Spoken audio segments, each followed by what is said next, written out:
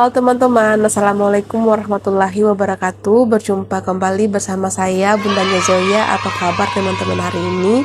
Semoga teman-teman selalu dalam keadaan yang sehat dan segala usahanya dimudahkan Allah Ta'ala. Bagi teman-teman yang baru bergabung, silahkan subscribe dulu karena subscribe itu gratis dan tergolong sedekah. Kali ini saya akan membahas tentang langkah cerdas pelaku usaha warung sembako sebelum mengadakan barang atau berbelanja barang untuk jualannya. Bisa dibilang sebelum kita mengadakan barang atau berbelanja barang untuk jualan teman-teman, kita perlu melakukan beberapa langkah yang nantinya akan membuat kita mengadakan barang yang sesuai dan tepat seperti yang kita inginkan. Tentunya jika sudah seperti itu, maka insya Allah barang yang kita beli atau adakan itu akan laku dan akan banyak digemari oleh pembeli.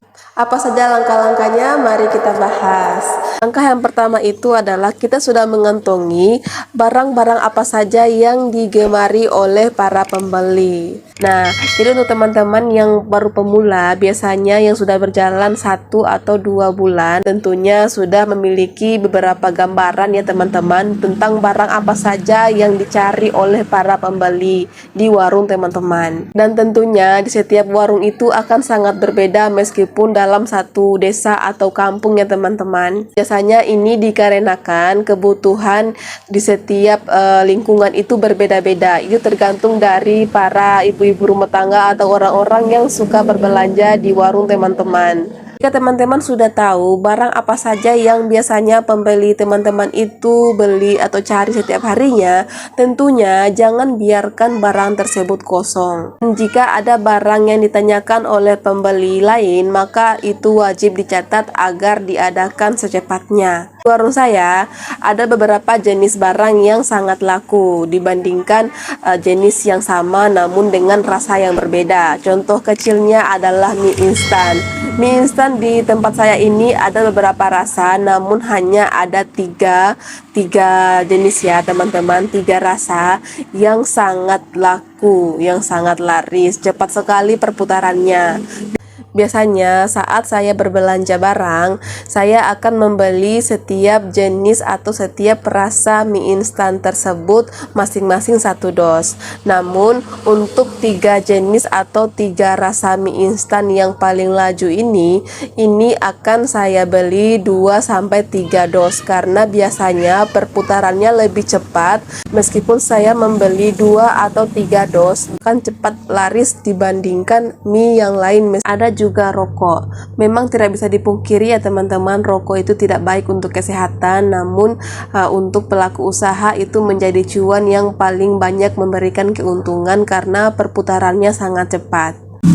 Ada beberapa merek rokok yang tidak saya biarkan habis 1 kali ya, meskipun kadang tanpa sadar sudah habis. Telur juga tidak mau kalah dibandingkan barang-barang yang lain. Barang ini juga merupakan barang yang paling dicari setiap harinya, tidak pernah absen ya teman-teman. Kadang 1 hari itu bisa 1 rak sampai 2 rak bisa laku, bisa laris manis.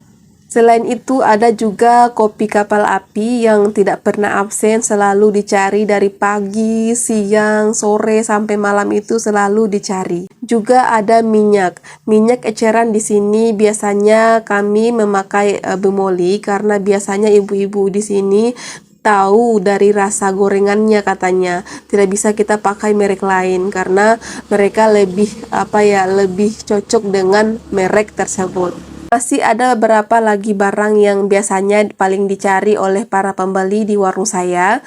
Namun teman-teman silakan sesuaikan dengan kebutuhan atau apa yang paling dicari di warung teman-teman. Karena memang biasanya di setiap warung itu akan berbeda-beda kebutuhannya. Namun perlu teman-teman ingat bahwa jika teman-teman sudah mengetahui barang-barang apa saja yang paling dicari oleh para pembeli, maka jangan biarkan barang tersebut habis. Jika sudah habis gercep, silakan dicari lagi atau diadakan agar ketika pembeli itu datang mencari barang tersebut akan selalu tersedia di warung kita. Selain itu, jangan biarkan barang tersebut terlalu lama kosong karena itu akan mempengaruhi minat dari para pembeli kita. Langkah yang kedua yaitu jangan terpaku hanya pada satu tempat toko grosir saja. Maksudnya, teman-teman selalu harus mencari tempat-tempat yang baru, toko-toko baru ya teman-teman. Mungkin ini tidak berlaku bagi teman-teman yang berada di kota besar, namun jika teman-teman berada di pelosok seperti saya, pastinya banyak toko-toko grosir yang berbeda-beda harga barangnya. Karena biasanya akan ada saat pembeli itu akan membandingkan harga barang kita dengan harga barang di warung lain. Akan aman-aman saja jika warung teman-teman itu berada jauh dari warung lain. Namun jika teman-teman seperti warung saya teman-teman, banyak pesaing usaha yang berada di sekitar usaha saya ini, kita harus jeli mencari toko-toko grosir yang menawarkan harga yang lebih murah. Langkah yang ketiga adalah kita harus selalu memeriksa barang kita atau stok yang kita miliki.